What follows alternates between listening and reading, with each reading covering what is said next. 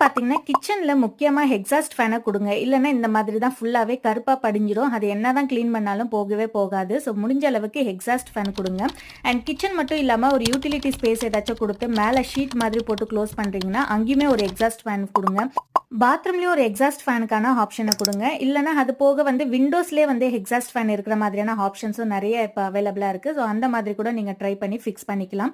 So that பாத்ரூம்ல எல்லாம் நீங்க ஃபிக்ஸ் பண்ணும்போது அந்த ஸ்மெல் எல்லாம் வராம இருக்கும். அத கூட நீங்க தவிர்த்துக்கலாம். இதுவுமே நீங்க ட்ரை பண்ணி பார்க்கலாம்.